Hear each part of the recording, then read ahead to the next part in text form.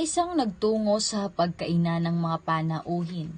Si Padre Sivila ay masayang-masaya, samantalang masama naman ang loob ni Padre Damaso. Pinag-aagawan ni na Padre Damaso at Padre Sivila ang kabisera. Ang luklukan po'y para sa inyo. Kayo ang unang kakilala at kompesor ng nasirang may bahay at alang-alang din sa inyong gulang, katungkulan at kapangyarihan. Hindi po naman katandaan, ngunit kayo ang kura ng bayan. Ipinahain ni Kapitan Tiago ang tinolang manok. Natapat sa pinggan ni Padre Damaso ang mangkok na may lamang leeg at isang pakpak. Humigop siya ng sabaw at ibinagsak ang kutsara at isinulong ang pinggan. Marahil ay nakalimutan mo na ang iyong bayan dahil sa tagal ng pamamalagi mo sa Europa.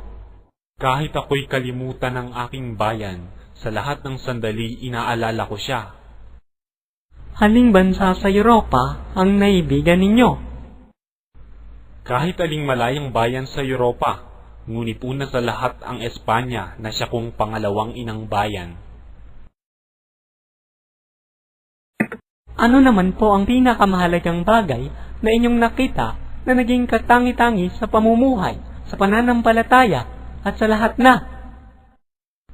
Bago ako tumungo sa isang bayan ay pinag-aaralan ko muna ang kanyang kasaysayan at pagkatapos ay wala ng katangian ang bawat makita ko.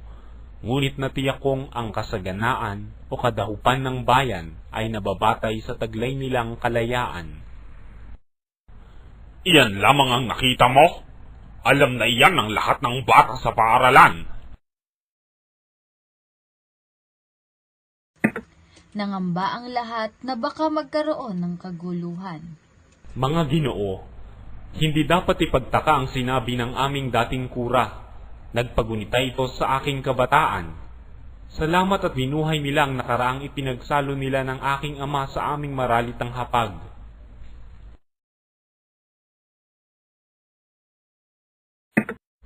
Mga Ginoo, ipagpatawad ninyo ang aking pag-alis. Ako po'y lalakad bukas, kaya't maraming dapat lutasin. Mga Ginoo, sa ikabubuti ng Espanya at Pilipinas,